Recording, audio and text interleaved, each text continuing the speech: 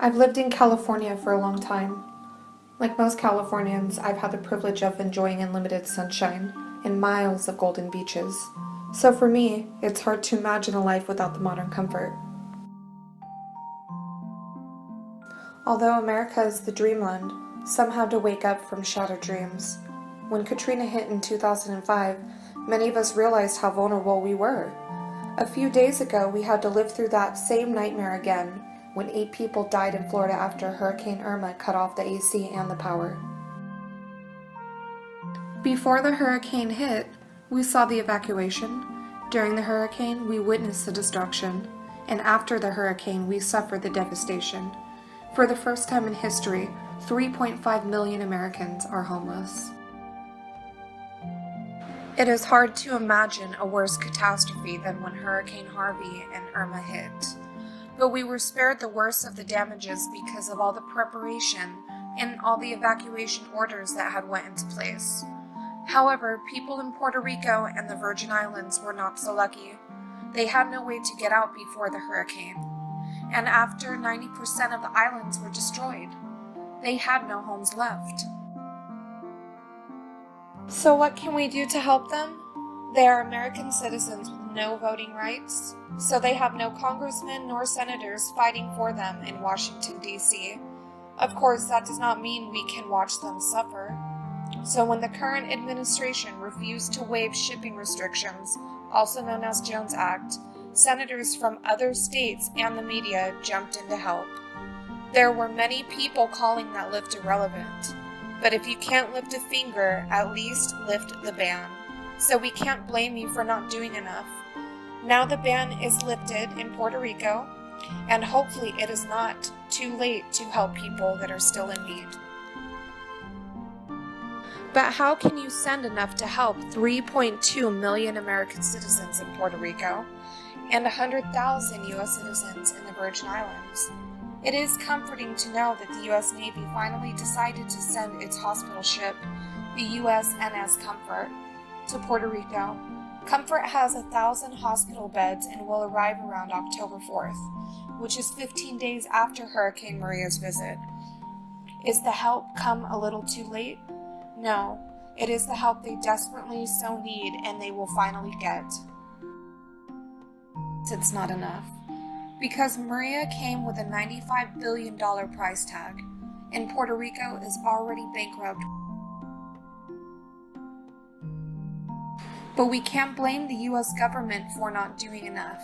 They had 3 hurricanes to deal with in less than 1 month. Plus, our president had to worry about the North Korea crisis, the NFL patriotism crisis, and repealing Obamacare. But if we do not do the right thing, the cloud over the Atlantic can be a huge storm. Why do I say that?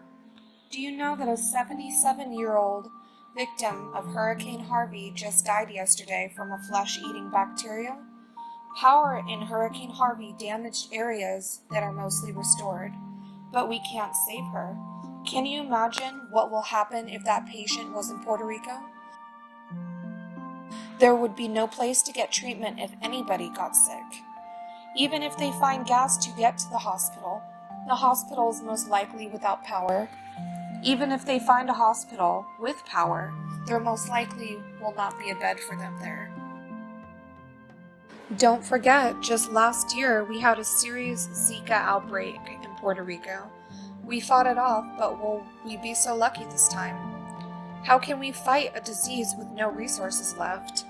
There is nothing but trouble left in the island. Maybe you think it's only Puerto Rico's problem. Then think again. Puerto Rico is not Mexico. Although they do speak the same language, every U.S. citizen in Puerto Rico can move to any state in America and vote. If we do not make their island habitable, 120,000 may move to their closest state, which is Florida, which may decide the next presidential election. Or maybe 20,000 will move to Maine, the state with only 3.7% unemployment rate. How about 12,000 in Michigan? That will wipe off President Trump's margin of victory. or 69,000 to Pennsylvania. If we do not do the right thing quick, a new person may be moving to 1600 Pennsylvania Avenue soon. So what can we do? Let's face the fact that the whole island is gone. There are roads to be fixed and homes to be rebuilt, but there is no power, there is no money. Puerto Rico needs food and water and medicine, as well as shelter and cell phones, and first and foremost, they need jobs.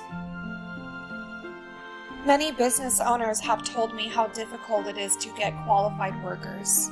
Do you know Florida's unemployment rate is at a 4.1%, and that was just before building needs after Hurricane Irma?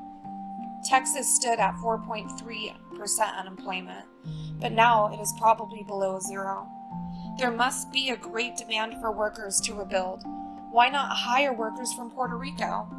I know we also need to rebuild Puerto Rico, but realistically, people can't rebuild their homes when there is no running water nor electricity. Homes can't be rebuilt when there are no banks, there are no finance or construction institutions. People living in shelters only burden the rescue effort when they could be making things better if they are moved away from the island, right? Although only 10% of Puerto Rico residents speak English, their literacy rate is at a 99%, and they are U.S. citizens. If you hire one, it's great for them and it can be great for you. Government should subsidize such hiring, since every dollar Puerto Ricans make is every dollar freed to help another one in great need. If you or your business has something to offer, post a comment. Of course, how can I ask for your help when I only sit on the sideline? If you have a video or a picture about the hurricane stories, post a link. And if I like your story, I'll ask for your permission to use the next in my documentary. I will pay $5 for each picture and $50 for each video if I use your footage. You can also be listed as a co-writer on that film. I know it's not much, but we can all make a difference if we all work together. This is Marissa. Thank you for watching.